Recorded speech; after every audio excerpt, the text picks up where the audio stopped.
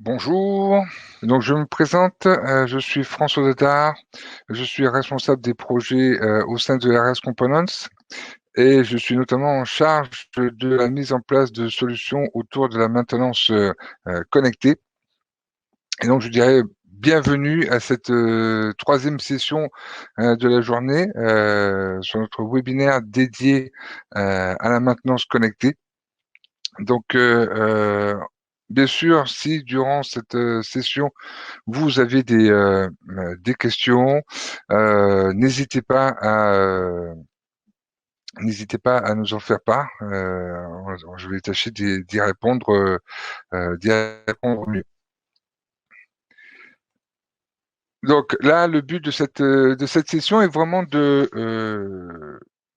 regarder un petit peu tous les points qui pourraient vous permettre de convaincre d'investir dans la maintenance connectée. Voilà, c'est une thématique qui est quand même assez importante et c'est pour ça qu'il faut qu'on ait qu'on puisse vous présenter un peu les arguments qui font que la maintenance connectée apporte une grosse plus-value. Donc là, qu'est-ce qu'on va voir rapidement? Donc voilà, comment répondre aux challenges sur la réduction des coûts des interventions. Euh, un petit zoom sur la partie maintenance prédictive. Qu'est-ce que c'est?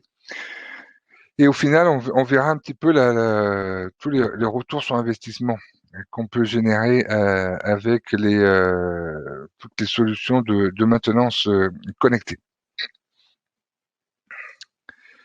Donc déjà, on va démarrer. Quels sont les challenges? On en a mis 4 en exergue, il y en a certainement d'autres, mais déjà, pour toutes les équipes de maintenance, les challenges tournent surtout autour de la réduction des coûts de maintenance. C'est faire en sorte que toutes les unités de production soient bien performantes, s'assurer de la disponibilité des pièces de rechange et aussi s'assurer que il y a une bonne réduction des temps d'immobilisation voilà, d'unités de production ou de tout environnement qui a besoin d'être maintenu. Encore une fois, hein, il peut y en avoir d'autres, mais c'est vraiment ces quatre-là qui nous paraissent vraiment les plus importants. Donc, pour être un peu plus précis, au niveau du challenge, on va parler au niveau des priorités, c'est d'éviter évidemment l'arrêt de production, qui est un cauchemar pour toute équipe de maintenance. Déjà pour les équipes de production, mais aussi derrière pour les équipes de maintenance. Avoir la possibilité d'intervenir le plus rapidement possible en fonction de l'origine et savoir détecter rapidement le dysfonctionnement. Et du coup, bah, ça engendre un haut niveau de stress parce que là, tout de suite, dès qu'une unité de production est en panne, il y a une grosse pression qui est mise sur les équipes de maintenance afin de maintenir un haut niveau de qualité. Euh, Ensuite, bah, évidemment, comme je vous l'ai dit juste avant, hein, c'est la mise à dispo de de toutes les pièces détachées et surtout les avoir en temps réel et les avoir rapidement. Donc le temps, c'est une notion qui est extrêmement importante. Après, effectivement, il y a toute la partie temps de saisie, rechercher des produits sur Internet ou sur toute autre source, les commander. Voilà, c'est tout ça, c'est du temps qui est, en fait, des tâches administratives qui sont vraiment chronophages. Euh, Après, il y a un point qui est important. C'est aussi s'assurer que malgré ce contexte vraiment tendu, bah, la sécurité des équipes est toujours maintenue. Et ça, c'est vraiment un point, vous verrez un peu plus tard, sur lequel on a pris une certaine attention. Et encore une fois, hein, s'il y a des questions, n'hésitez pas. Alors après, voilà, c'est quoi la maintenance connectée? Ben, en fait, c'est le fait de pouvoir lier plusieurs équipements à des logiciels comme des GMAO, des applications issues de capteurs IoT. Alors, vous verrez, c'est pas une faute d'orthographe, hein, les deux i avant l'IoT. Alors, l'IoT, c'est les capteurs, c'est l'Internet des objets. Mais en fait, souvent, on parle d'industrial IoT. C'est pour d'où la raison des deux i. Parce qu'au départ, l'IoT, c'était vraiment plus sur le côté domestique.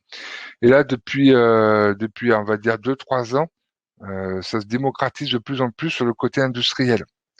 Euh, Ça peut être couplé à de l'intelligence artificielle. Donc, de plus, on va avoir un contrôle des stocks de pièces détachées. Donc, en fait, c'est quelque chose qui est de plus en plus plébiscité dans les entreprises pour répondre vraiment à toutes les attentes, à tous les besoins des équipes de maintenance ou voire même des directions. Parce que voilà, une bonne équipe de maintenance bien équipée, avec les bonnes informations au bon moment. Alors ça peut paraître basique, mais justement la maintenance connectée va permettre de répondre à ce type de solution. Euh, Ensuite, effectivement, il y a une chose qui est importante, c'est que toute maintenance connectée doit être modulable, interopérable et sur mesure. Ah, ça, c'est quelque chose qui est fondamental. C'est pas juste, voilà, j'arrive avec la solution, c'est ça ou rien. En fait, il est important que d'adapter, en fait, en fonction du contexte, en fonction de l'environnement, en fonction de la taille de l'entreprise et en fonction des besoins du client, de toute société. Voilà. C'est pour ça que le côté modulable, du sur-mesure, est interopérable parce qu'en fait, les solutions peuvent se parler entre elles. Et c'est là qu'on parle vraiment de cette notion de maintenance, de maintenance connectée.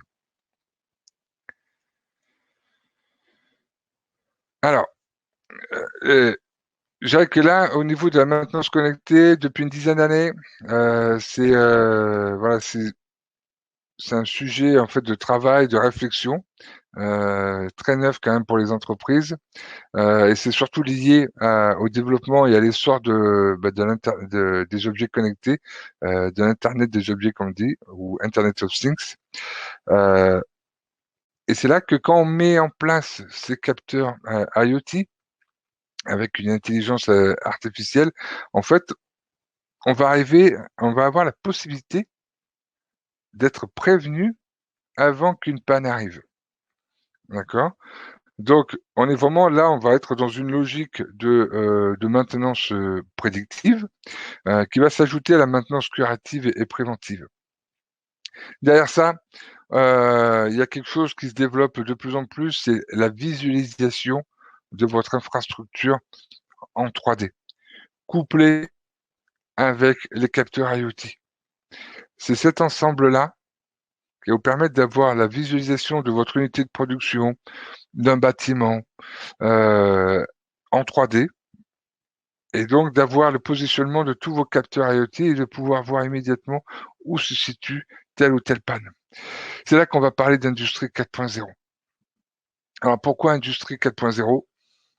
C'est là que, voilà, rapidement, brièvement, on donne quelques explications des différents types d'industries entre 1.0 jusqu'au 4.0.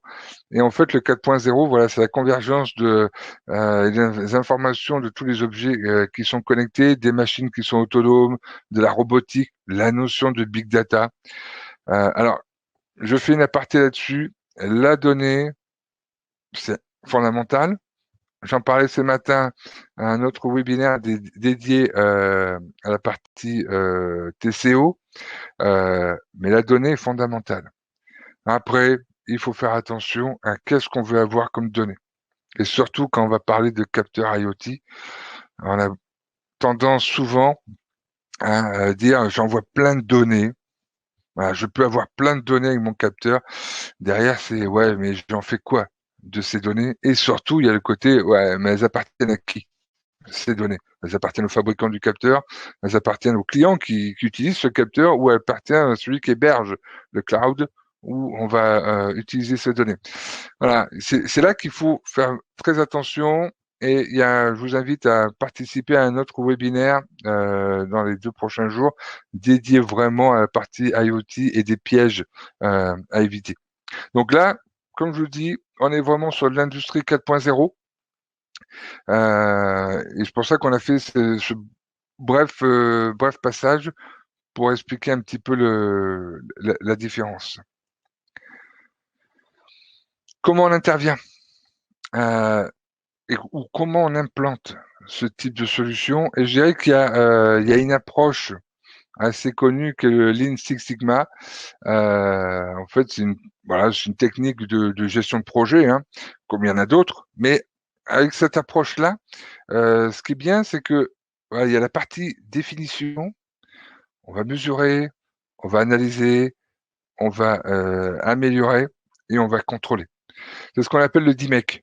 Voilà, ça fait partie de la terminologie du Lean Six Sigma, le DMEC. Et en fait, on va définir le besoin. Et après, on va mesurer l'ampleur en fait du problème. On va l'analyser, on va l'améliorer et en apportant des solutions. Et après, on va contrôler que ce qu'on a fait est pertinent. C'est pour ça qu'une phase de pilote, quand on veut se lancer dans la maintenance connectée, est primordiale.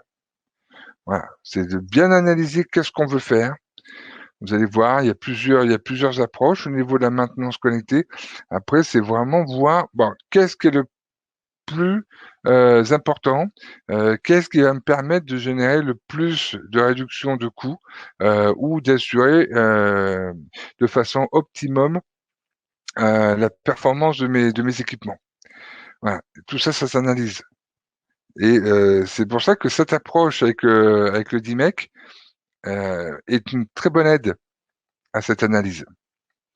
Encore une fois, hein, si vous avez des questions, n'hésitez pas. Alors, la maintenance prédictive, qu'est-ce que c'est? Un petit schéma, un petit graphe rapide. En fait, on parle beaucoup de maintenance réactive, hein. Après, on va tendre vers de la maintenance préventive. Voilà, c'était l'évolution hein, dans les niveaux de maintenance.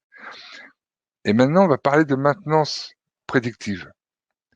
Donc, si je veux aller sur, sur la maintenance prédictive, en fait, c'est vraiment une des composantes de la maintenance connectée. Ça fait partie de la maintenance connectée. Alors, on va rentrer un peu plus dans le détail. Voilà. Sur les 3 formes de maintenance, et je dirais que la maintenance curative, c'est vraiment le côté, voilà, mon équipement est en panne, j'interviens. Voilà, c'est du basique. Par contre, c'est consommateur de temps, de ressources, de coûts, aussi bien d'intervention, mais aussi l'immobilisation de l'unité de production. Donc, pour les équipes de production, c'est pénalisant. Donc, la maintenance curative, effectivement, on peut attendre sagement que ça tombe en panne, mais voilà, ça n'a rien de bon. Il y en aura toujours. Voilà, on ne peut pas éviter le risque à 100%. Mais autant faire en sorte, avec la maintenance connectée, et qui plus est la maintenance prédictive, réduire de façon drastique cette partie-là. La maintenance préventive, c'est vraiment le côté, voilà, on prévoit, c'est planifié. On sait que tous les 3 mois, tous les 6 mois, il faut qu'on intervienne pour faire telle ou telle maintenance, changer une courroie, changer les batteries, changer... voilà, ce type de maintenance, on sait que c'est fixé. Il y a toujours un coût, parce que en fait, c'est des maintenances. Oui, on se fixe ce type d'intervention. On va changer les pièces qu'on veut changer. Est-ce qu'on a besoin de changer toutes les pièces? Peut-être pas forcément. Et parfois, on le change parce que voilà, ça fait partie du process, ça fait partie. Mais est-ce qu'il y a ce côté-là? Est-ce qu'on change toutes les pièces à bon escient? C'est pas forcément. Je dis pas que c'est faut à chaque fois. Je dis juste, c'est pas forcément. Et là, en fait, on veut essayer de tendre, c'est vraiment cette notion, comme je disais tout à l'heure, de la maintenance prédictive. C'est-à-dire que on va avec l'aide de capteurs IoT, donc on va avoir la possibilité de détecter une panne avant qu'elle arrive. Je prends un exemple de capteur de température. Voilà, on va se fixer une fourchette et on va dire, voilà, tant que c'est entre 0 et 4 degrés, par exemple, hein, c'est vraiment un pur exemple, bah voilà, il y a pas de, tout va bien. Par contre, dès que hop, la température sort un petit peu de cette fourchette définie, on envoie une alerte directement aux équipes de maintenance qui peuvent intervenir tout de suite. Voilà, on n'attend pas que voilà, ça passe entre 0 et 4, que ça passe à 10 degrés ou alors dans du négatif. Voilà, dès qu'il y a une alerte, on vérifie et on intervient. C'est là la maintenance prédictive. Et c'est là tout l'enjeu. C'est ça qui est extrêmement important et c'est grâce à ces capteurs IoT que vous allez avoir la possibilité de faire de la maintenance prédictive. Par contre, encore une fois, un capteur IoT, c'est pas un disjoncteur ou un marteau.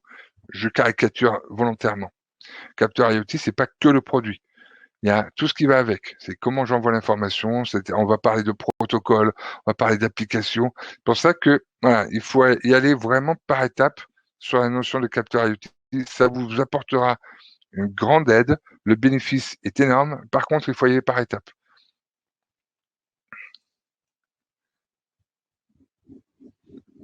Voilà, comme je vous disais, la maintenance prédictive est vraiment d'informer ou d'alerter les équipes de maintenance voilà, qu'une unité de production, un système vital pour l'entreprise va tomber en panne.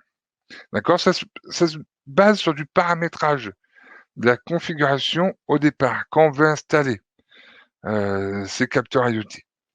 D'accord? Et comme on le précise là, la maintenance prédictive permet vraiment de réduire de 70% les risques de panne. C'est pas quelque chose voilà, qu'on a sorti pour faire bien. C'est vraiment des analyses qui sont faites au niveau mondial et qui mettent en avant cet aspect-là.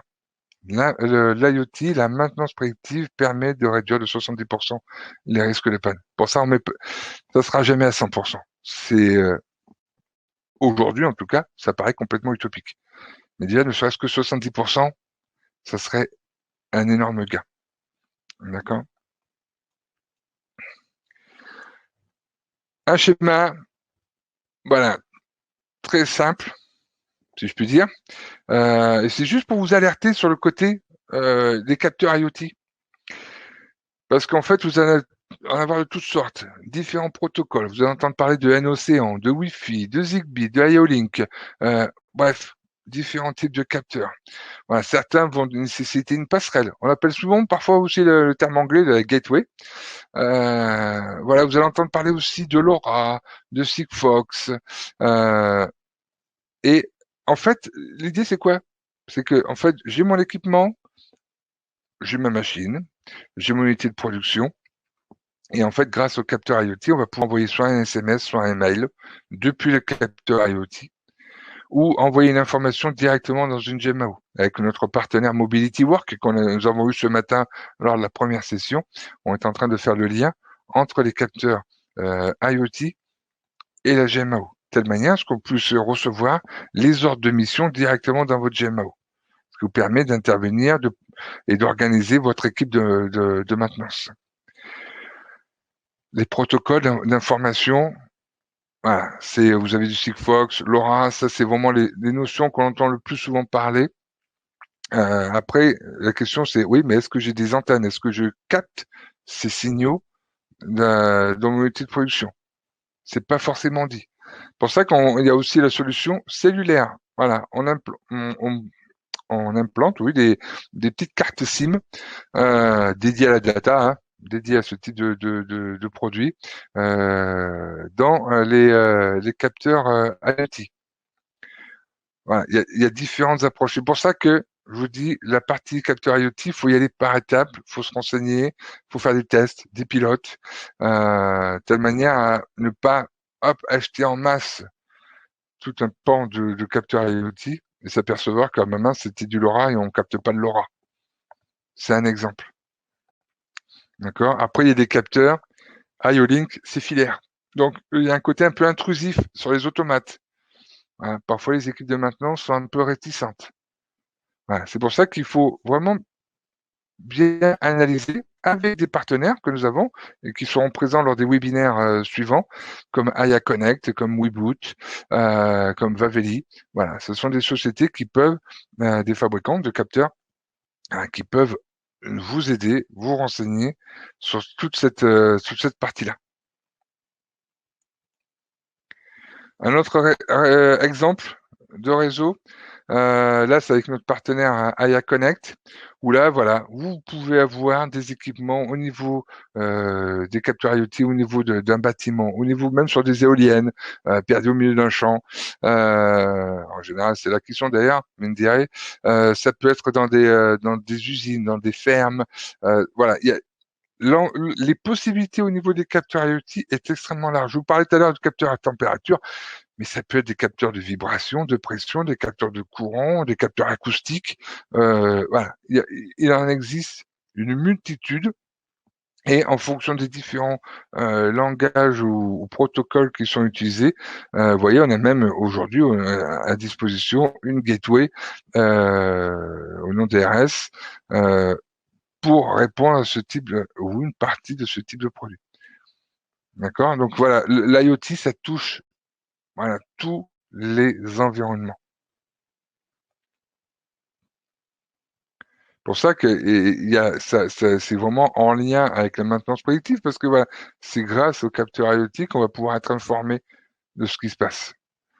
Et là typiquement, je vous parlais d'éolienne, c'est un exemple. Hein. Vous pouvez très bien avoir un capteur IoT sur une éolienne qui va analyser, je sais pas, la vibration par exemple, et vous recevez l'information à plusieurs kilomètres. Vous n'êtes pas obligé de venir voir ce qui se passe sur le site, juste en faisant un relevé des informations que vous aurez reçues via le capteur IoT. Et du coup, vous êtes prévenu avant qu'il y ait le moindre risque de panne au niveau des éoliennes. C'est un exemple.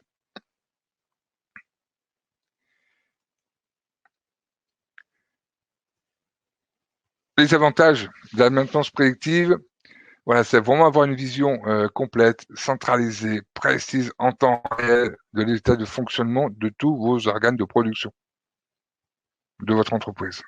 Voilà, c'est pouvoir intervenir au bon moment, c'est optimiser la performance des équipements. On peut analyser aussi hein, la performance avec les capteurs IoT. Il y a cette possibilité d'analyser, de recevoir des données qui permettent d'analyser les temps d'utilisation, de s'apercevoir que peut-être sur trois machines, mais en fait, il y en a une qui tourne 24 heures sur 24 et les deux autres qui ne tournent pas ou très peu. Du coup, par rapport aux maintenances préventives, peut-être qu'il faudra se focaliser que sur une et pas sur les deux autres. Voilà, il y a aussi cette notion d'analyse des données. Bon, et c'est aussi pour éviter aussi voilà, les relevés manuels. Voilà, juste pour voir est-ce que tout va bien. Grâce au capteur IoT, en fait, vous avez l'information en temps réel. Donc c'est vraiment, voilà, il y a le côté envoyer les informations au bon moment et uniquement celle-là. Ça sert à rien d'envoyer une ribambelle d'informations qui ne seront pas utilisées. Voilà, j'insiste là-dessus. Il y a beaucoup de capteurs. Voilà, ça envoie un paquet d'informations toutes les secondes. Ouais, mais derrière, c'est qu'est-ce que vous voulez définir? Qu'est-ce qui est vital pour vous quand vous voulez faire de la maintenance prédictive? Qu'est-ce qui est crucial? D'avoir une flopée de données ou d'avoir juste la donnée au moment voulu, juste pour être averti que voilà, il y a quelque chose qui ne va pas. Après, voilà, après c'est un choix. Voilà, je vous dis, c'est pour ça que l'analyse du besoin au départ est primordiale. Voilà, la maintenance prédictive, voilà, deux exemples voilà, récents avec la SNCF qui lance vraiment son côté un peu digitalisation de de toutes ces installations. Donc et notamment ils ont créé sur LinkedIn, il y a toute une application dédiée au ISNCF. Voilà, ça met vraiment en évidence tout ce que la SNCF fait sur la maintenance connectée. Il y a aussi la tour InCity d'Engie à Lyon, et pour le coup, qui a été construit sur le modèle BIM. Voilà, j'en parlais un peu plus tard, c'est en fait la visualisation en 3D de votre infrastructure. Voilà, c'est quelque chose qui se développe de plus en plus. Parce que voilà, ça fait partie des nouvelles technologies qui arrivent et ben, si on veut être comment dirais-je, euh, compétitif par rapport à l'ensemble de la concurrence, bah, il faut qu'on puisse se doter d'équipements qui soient optimum. Alors après, on va parler de retour sur investissement. Donc là, je vais passer ce slide-là voilà, qui donne en fait quelques informations. Alors, je suis désolé, c'est en anglais, mais ça donne vraiment des notions importantes où en fait on va réduire tout ce qui est des coûts d'opération, tout ce qui est le temps de travail, et on va augmenter certaines parties au niveau des revenus. Donc ça donne vraiment quelques points clés sur les avantages de la maintenance connectée. Mais derrière, qu'est-ce qu'on va avoir? Maintenance connectée avec un contrôle des stocks. Et en fait, là, on va pouvoir en fait, vous mettre à disposition un outil qui va analyser la rotation de vos pièces détachées. Voilà, c'est une prestation. Je parlais tout à l'heure de données. Là, voilà, ça fait partie des choses qui sont fondamentales si on veut analyser les données d'un site. D'accord? Donc là, ça, c'est vraiment grâce aux données de toutes vos pièces détachées que vous avez en stock. En fait, on va pouvoir analyser la rotation et surtout détecter les surstockages, détecter les obsolescences. Et du coup, on va pouvoir réduire de 5 à 15% la valeur totale de votre stock de pièces détachées. Voilà. Après, c'est un minima. Hein. Voilà. On a testé sur 2 clients en Angleterre. Voilà, ça pouvait aller jusqu'à 20-25% pour un. Mais le minima, voilà, c'est entre 5 à 15% de réduction de la valeur de stock. C'est une prestation. Hein. Voilà, c'est une analyse qu'on fait pendant 2-3 mois, 4, en fonction du volume de pièces détachées. Et là, on va pouvoir analyser toute cette rotation.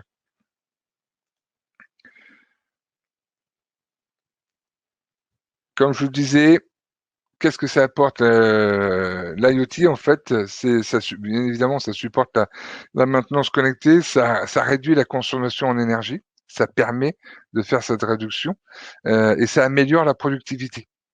Et surtout, alors là, quelques chiffres, et je vous ai mis les sources en dessous, mais pour vous dire que je vous parlais tout à l'heure de 70% de risque en moins de panne, mais aussi ça réduit les coûts de manière générale de 30%. Donc, c'est quand même pas négligeable quand on sait les coûts que ça peut engendrer toute action de maintenance. Donc, c'est vraiment quelque chose qui est important et qui permet en fait de pouvoir donner ou surtout de convaincre, hein, parce qu'on va parler d'IoT, euh, peut- certains vont dire ah mais c'est très cher, il y a le capteur, puis après il y a l'envoi de données. Oui, c'est pour ça que je vous dis, il y a le côté on analyse le besoin et certains capteurs en fait on va les configurer de telle manière à ce qu'on n'envoie que la donnée qui vous intéresse pour faire de la maintenance prédictive. Derrière, le retour sur investissement, voilà, il est indiqué 30% de réduction des coûts, juste en mettant des capteurs IoT. C'est pour ça qu'il y a tous ces avantages-là. Juste avant, je vous parlais de la rotation des pièces détachées, du stockage, voilà, 5 à 15% de réduction de votre volume. Voilà. Le deuxième aspect, c'est la partie IoT. Derrière, voilà, encore une information qu'on peut mettre en avant. Euh, Aujourd'hui, on est encore trop sur la maintenance réactive ou préventive. Et là, quand on voit ce type de graphe, bah, la notion de maintenance prédictive est fondamentale. C'est pour ça que, voilà, juste avant, on parlait d'IoT avec ces risques, les réductions de 70% des risques de panne, ça vous permettra, voilà, de réduire de façon drastique vos coûts. Et aujourd'hui, vos coûts dédiés à la maintenance. Et aujourd'hui, encore une fois, les analyses le montrent, il y a encore quand même 86% des dirigeants d'usines qui utilisent encore des stratégies de maintenance réactive. Voilà, ça juste montre que voilà, il y a encore du travail pour convaincre, mais avec des éléments concrets. Là, c'est quelque chose qu'on peut faire, dont on peut faire profiter toutes les entreprises en France. Qu'est-ce que ça peut offrir aussi l'IoT? Bah, c'est 30% de productivité en plus.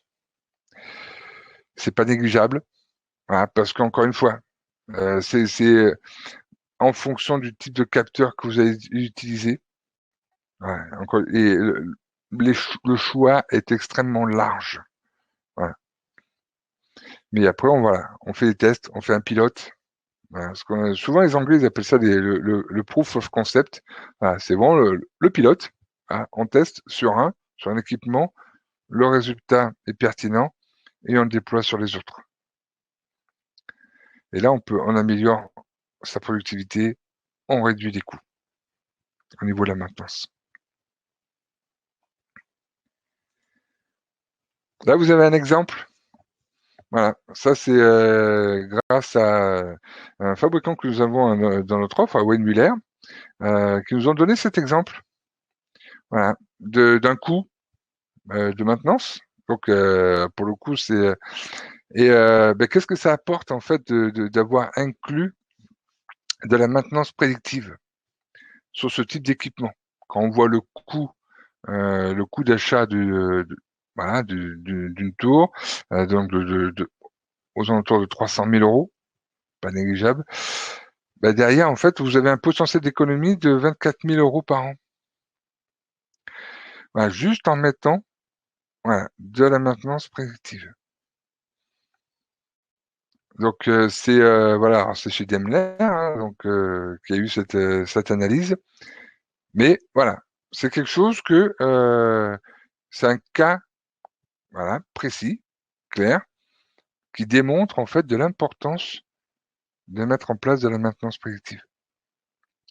C'est là que l'argument est important quand on veut quand vous voulez vous lancer dans la maintenance connectée. C'est quoi les arguments? Là, vous avez un argument qui est, voilà, c'est factuel.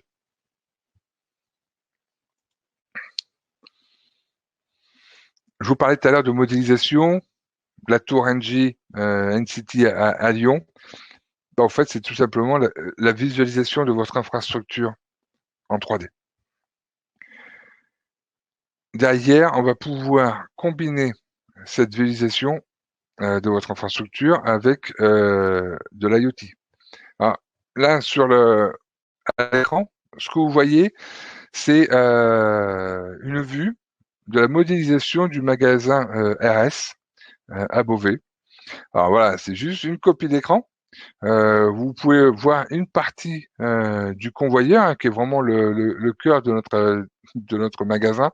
Euh, et en fait, la visualisation, en fait, c'est combiné avec le BIM, c'est d'avoir une cartographie précise de votre infrastructure avec tous les circuits d'eau, de gaz, d'électricité, de réseaux informatiques.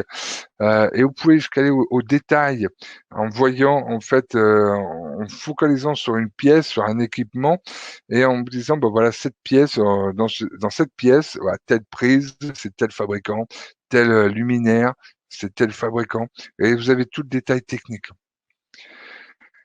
Alors pourquoi je précise, et ça rentre aussi dans une logique de RSE, parce que tout simplement, le fait de visualiser en 3D votre infrastructure combinée à de l'IoT, et donc dans une modélisation en BIM, bah, tout simplement parce qu'en fait, vous allez augmenter la sécurité de vos employés en fonction du site. On peut prendre l'exemple d'un site nucléaire. ou d'une raffinerie, en fonction de la hauteur ou de la difficulté d'accès pour tel ou tel équipement, ben, en fait, ne serait-ce qu'en visualisant en 3D votre infrastructure dans une GMAO, et notamment dans Mobility Work, en fait, vous avez votre infrastructure en 3D avec le positionnement de tous vos capteurs IoT. Du coup, ça peut générer aussi une réduction des coûts au niveau énergétique. Voilà, parce qu'en fait, voilà, on va éviter d'allumer, on va éviter de chauffer à tel endroit en fonction de la présence de telle ou telle installation. Donc, on peut jouer aussi sur des économies au niveau de l'énergie.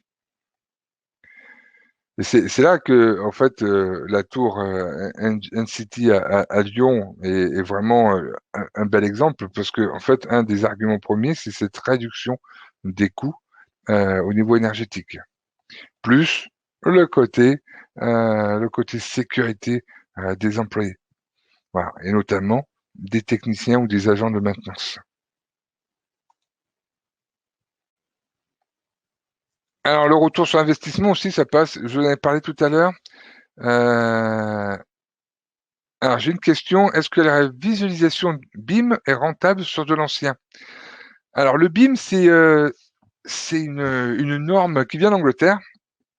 C'est Building Information Modeling. Ça vient d'Angleterre. C'est imposé pour tous les nouveaux bâtiments publics qui se construisent. Ils doivent être construits sur le modèle BIM. Et c'est quelque chose qui arrive de plus en plus en France. Et on peut modéliser sur de l'ancien. Typiquement, là, l'image que vous aviez avec le magasin RS, voilà, ça, le magasin RS, il existe depuis plus de 25 ans et on a fait la modélisation l'année dernière. Donc, c'est rentable, oui, pourquoi? Parce que vous allez modéliser, encore une fois, votre unité de production. Nous, on a fait le magasin, mais ça peut être une unité de production, ça peut même être un train, un avion. En fait, on peut modéliser ce qu'on veut. Et que ce soit ancien ou nouveau, c'est ça a pas forcément d'incidence. C'est surtout qu'est-ce que vous voulez en faire derrière. C'est pour ça qu'on peut le combiner avec de l'IoT. On peut même modéliser en 3D votre une partie souterraine. Si vous voulez voir qu'est-ce qu'il y a sous terre au niveau des canalisations d'eau, de gaz, les évacuations d'eau usée, quand vous voulez construire un nouveau bâtiment, par exemple, bah, on peut scanner le sol. Voilà. Et on aura la visualisation complète de l'espace scanné. Donc la rentabilité, elle est là, sur de l'ancien. C'est faisable. Et encore une fois, vous allez rentrer dans cette logique de sécurité des employés et de RSE. Et du coup, j'espère avoir répondu à votre question, monsieur Paulet. Euh, du coup, derrière, on va parler aussi, donc, comme je vous disais, de TCO. Donc, encore une fois, excusez-moi, mais c'est les termes anglais, Total Cost of Ownership. Et en fait, c'est quoi? C'est mettre en place toutes les solutions, enfin toutes, des solutions, ou proposer un panel de solutions qui vont vous permettre de réduire vos coûts dédiés à la maintenance. Voilà. Ça peut être, hein, on parlait tout à l'heure d'analyse des stocks, la partie IoT, l'implantation d'une GMAO, le fait de mettre des armoires connectées ou des boutiques autonomes. Euh, toutes ces solutions sont modulables, interopérables, c'est du sur-mesure, et du coup, on va pouvoir mesurer. On va pouvoir mesurer toutes les réductions de coûts qu'on va pouvoir générer. Hein, les boutiques autonomes sont connectées à la GMAO, le BIM va être intégré dans la GMAO. Les capteurs IoT voilà, peuvent être intégrés dans la GMAO. L'analyse des stocks de pièces détachées, hein, tout ça c'est un lien, on va dire, on va parler d'écosystème. Mais en fait, c'est un panel de solutions avec nos partenaires qui vont pouvoir répondre à l'ensemble de ces besoins et surtout d'être capable de mesurer le retour sur investissement. Voilà. C'est pas juste de dire voilà une solution, elle est moderne, c'est-à-dire voilà une solution qui répond à votre problématiques. Et derrière, voilà comment on va pouvoir calculer le retour sur investissement. Et c'est là que toute cette notion de maintenance connectée avec la maintenance prédictive euh, permet ce type d'installation et ce type de retour sur investissement. Voilà, comme je le mets en conclusion, en fait, c'est vraiment ça, le fait de mettre en place des solutions de maintenance connectée, euh, vraiment va contribuer à augmenter l'efficacité des interventions. Et on va réduire de façon significative les coûts de maintenance. C'est là-dessus qu'il faut qu'on veut axer nos efforts et surtout de proposer en fait ce panel de solutions. Et derrière, on parle de coûts, de réduction de coûts, de solutions. Et vraiment, je veux insister sur un point derrière. Il y a tout ce côté RSE. Et le RSE, voilà, ça fait partie, c'est une composante de la maintenance connectée. Parce qu'il y a le confort des employés, il y a la sécurité des employés, il y a tout ce qui concerne les économies autour de l'énergie, et il y a même une autre notion qu'on va aborder, qu'on va développer, c'est la réduction de l'impact carbone. Voilà, par la mise en place de ces solutions. Voilà, j'en ai fini avec cette présentation. J'espère vous avoir montré les avantages de la maintenance connectée. Je vous remercie de votre écoute. Là, de toute façon, cette présentation, cette vidéo vous seront adressées par mail. Donc, du coup, derrière, si vous avez d'autres questions, voilà, si vous êtes intéressé par des solutions, n'hésitez pas à revenir vers nous et on se fera un plaisir de pouvoir répondre et surtout d'analyser votre besoin et de répondre au mieux à votre besoin et aux problématiques auxquelles pouvez faire face au niveau de la maintenance. Merci beaucoup, passez une bonne journée et je vous dis à très bientôt. Merci beaucoup. Au revoir.